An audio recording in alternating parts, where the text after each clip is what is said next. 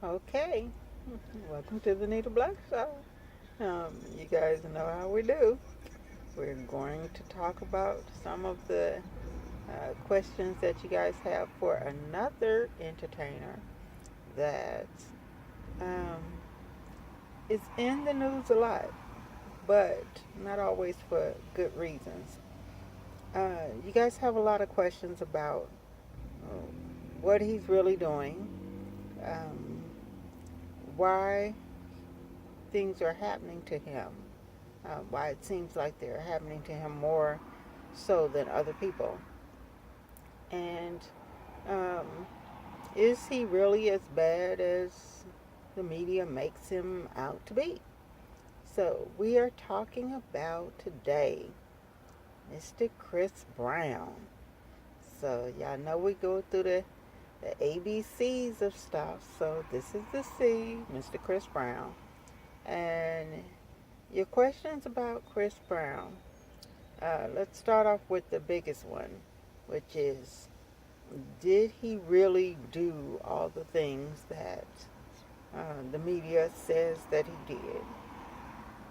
Well, if you've been keeping up with the situation, you know by now that there are some things that have come out that a lot of people in the industry already knew, as far as the incident that happened in 2009 with him and his girlfriend at the time, Rihanna. Um, Several things have come out. Three of them very, very important.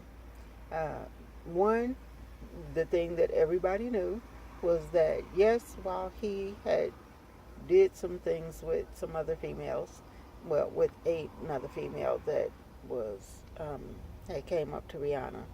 Um, the actual incident, the fight that occurred, and it was a fight. It was not him beating her up. It was a fight. They both were. They both caused injury to each other. Um, that was the main thing that all the women's organizations, the media, the different people refused to put out, and basically destroyed his career on something that they know was a fight, not him just beating up some female. Okay, uh, they also knew uh, that he was not the one who started the fight. Rihanna was the one who started the fight. And even when it got heated and they both were exchanging blows and, like two children, fight, they fight. He got out of his car and left his car, he left her with the car, the phone, the keys, everything. And he said he was not going to fight her anymore. And he got out of the car and he walked away. You know what I'm saying? So that part was not put in there. She went on Oprah and she did the whole victim thing, which a lot of us in the industry, even us females in the industry, did not agree with. The truth should have been told. And they literally set out to destroy this boy's career, to destroy this boy. Now, why did they do it?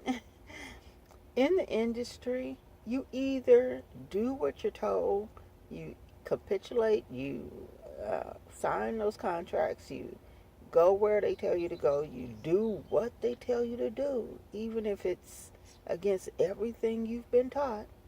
Um, you do. They want you to do some pretty bad things. We talked about the Beyonce situation in the last show, and the things that she was required to do in order to get that fame that she has. And Chris Brown was offered the same things. He was a golden boy, the next Michael Jackson, and he was offered a lot of things. But he just wanted to sing and dance. That's what he wanted to do. And he realized that the industry wasn't really about him just singing and dancing. They wanted his soul. They wanted him to do things that he did not agree with. And when he refused or said no thank you, um, he learned very quickly that no is not an option and stay in the business. You don't get to say no and stay in the business in any way.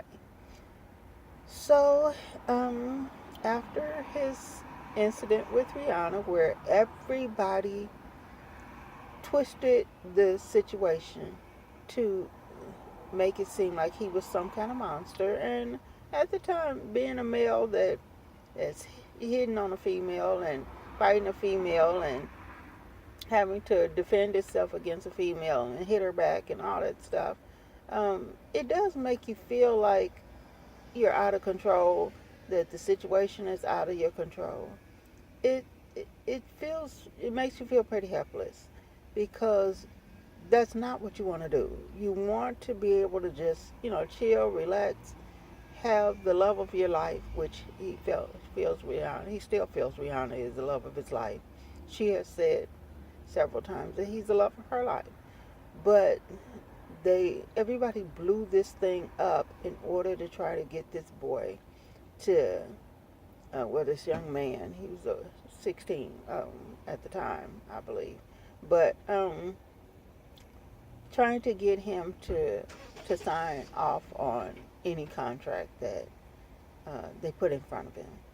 And it became a thing where he was painted as a monster, but really they both were monsters at the time, not knowing what to do about their feelings in relationships when they were hurt or mad or whatever.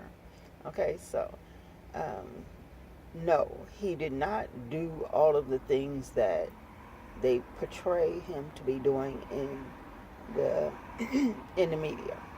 Now, once he got in trouble and he tried to get out of trouble, he took responsibility. He did all of the things that he felt he should do as a now young man. He was like, okay, I take responsibility for my part. I'm not even going to put her part out there because that's, her business. I'm finna take responsibility for my part, and I'm going to just take whatever punishment or whatever. And he did that. And people still weren't happy. You still had all of these lynch mobs that were out to lynch his career for these demons that were trying to get him to sign these contracts and sell his soul. So he, at a point, decided, like a lot of young black males do, well, if you're going to keep painting me as this, that, and the other, well, I may as well do what I want to do and, forget y'all. So he decided he was born in an era where he can do his own music. He can do his own thing. So he started doing his channels, and he started, putting up his own music, and the fans were still, sticking by him and whatnot, and he was gaining more fans. And that pissed some people off. It really did. Because that means that you don't need them. It cuts down the leverage they have over you. And they set out to literally make, the media is owned by the same six white Jewish males, and they set out to make it seem like he was just the worst thing ever. Same thing they did to Tupac, same thing they did to a lot of people. And so they set out to make it seem like he was just a bad guy. And so every time he got into something, and they would even, in some cases it appeared, they sent people in order to antagonize him, to get him to react and get him, in trouble. And as soon as he, react to it, next thing you know, somebody calls the police and give them this big elaborate story about how he did this and he did that. And the police, not doing a proper investigation, just arrest him. And, that was another thing on his rap sheet to make it longer and longer and longer. And eventually they did get him to sign off on some things that I'm sure he did not agree with.